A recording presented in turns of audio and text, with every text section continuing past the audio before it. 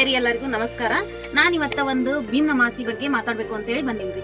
ಭೀಮ್ ನಮಾಸಿ ಯಾಕೆ ಆಚರಣೆ ಮಾಡ್ತಾರ ಮತ್ತೆ ಇದರ ಉದ್ದೇಶ ಏನು ಅಂತ ನಾನು ನಿಮ್ಮ ಮುಂದೆ ಶೇರ್ ಮಾಡ್ಕೊಳತ್ತೀನಿ. ಇದ್ರ ಹಿಂದಿನ ಕಥೆ ಏನೈತೆ ಅಂತಂದು ನೋಡೋಣ ಬರ್ರಿ. ನನಗೆ ಗೊತ್ತಿರೋಷ್ಟು ನಿಮ್ಮ ಮುಂದೆ ಹೇಳ್ತೀನಿ. ಬೇರೆ ಬೇರೆ ಕಡೆ ಬೇರೆ ಬೇರೆ ಜಿಲ್ಲೆದಾಗ ಬೇರೆ ಬೇರೆ ತರ ಈ ಅಮಾಸಿನ ಆಚರಣೆ ಮಾಡ್ತಾರೆ. ನಮ್ ಕಡೆ ಇದನ್ನೆಲ್ಲ ನಾಗರಮಾಸಿ ಅಂತ ಕರಿತೀವಿ.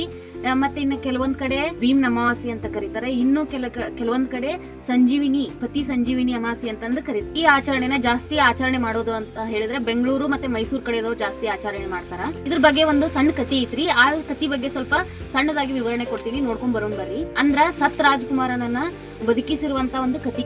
ರಾಜ್ಕುಮಾರ ಸತ್ತ ಮರನೇ ದಿನನ ಈ ಭೀಮ್ ನಮಾಸಿ ಇರ್ತದ್ರಿ. ಈ ಅಮಾಸಿ ಬಗ್ಗೆ ಅವ್ನ ಹೆಂಡತಿ ಅಂದ್ರೆ ರಾಜ್ಕುಮಾರ್ನ ಹೆಂಡತಿಗೆ ಈ ಅಮಾಸಿ ಬಗ್ಗೆ ಈ ಪೂಜೆ ಬಗ್ಗೆ ಗೊತ್ತಿತ್ತು. ಅದಕ್ಕಾಗಿ 2 ಹಣತಿ ತಗೊಂಡು ಅಂದ್ರೆ ಮಣ್ಣಿನ ಹಣತಿ ತಗೊಂಡು ದೀಪ ಹಚ್ತಾಳ. ಶಿವ ಮತ್ತ ಪಾರ್ವತಿಯರನ್ನ ಮನಸ್ಸಿನಲ್ಲಿ ಪ್ರತಿಷ್ಠಾಪನೆ ಮಾಡ್ಕೊಂಡು 2 ದೀಪ ಇಟ್ಟು ಪೂಜೆ ಮಾಡ್ತಾಳ್ರಿ. ಈಕಿ ಶ್ರದ್ಧೆ ಮತ್ತ ಭಕ್ತಿಯಿಂದ ಆರಾಧನೆ ಮಾಡ್ತಾಳಕಿ. ಅವಳ ವ್ರತಕ್ಕೆ ಶಿವ ಮತ್ತ ಪಾರ್ವತಿಯರು ಪ್ರತ್ಯಕ್ಷರಾಗಿ ನಿನ್ನ ಬೇಡಿಕೆ ಏನು ಅಂತಂದು ನನ್ನ ಪತಿಗೆ ಮರುಜೀವ ಕೊಡು ಅಂತ ಹೇಳಿ ಕಣ್ಣೀರಿಡ್ತಾ ಬೇಡ್ಕೊಂತಾಳಕಿ ಆ ರಾಜಕುಮಾರನ ಹೆಂಡತಿ.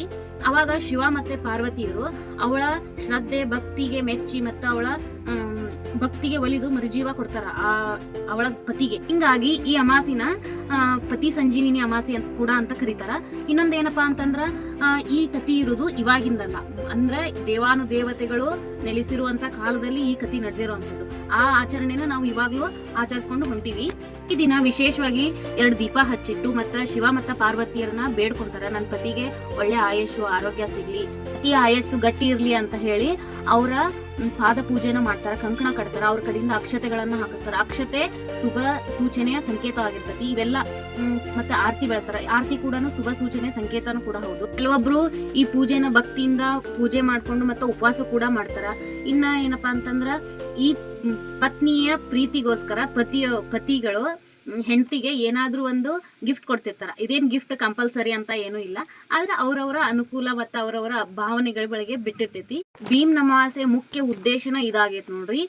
ಅದು ಏನಂದ್ರ ಗಂಡನಿಗೆ ಆಯಸ್ಸು ಆರೋಗ್ಯ ವೃದ್ಧಿ ಆಗ್ಲಿ ಮತ್ತೆ ಅವರ ಕೆಲಸ ಕಾರ್ಯಗಳಲ್ಲಿ ಅಥವಾ ಬಿಸ್ನೆಸ್ ನಲ್ಲಿ ವೃದ್ಧಿಯನ್ನ ಹೊಂದ್ಲಿ ಅಂತ ಬೇಡ್ಕೊಳ್ಳೋದೇ ಈ ಭೀಮ್ ನಮಾಸೆಯ ಒಂದು ಉದ್ದೇಶ, ಮೇನ್ ಉದ್ದೇಶ ಅಂತಂದ ಹೇಳ್ಬೋದು ನೋಡ್ರಿ.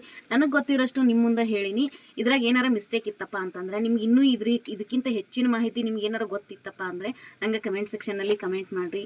ಥ್ಯಾಂಕ್ಸ್ ರೀ, ಇಷ್ಟ ಮಟ್ಟ ನನ್ನ ವಿಡಿಯೋ ನೋಡಿದಕ್ಕೆ.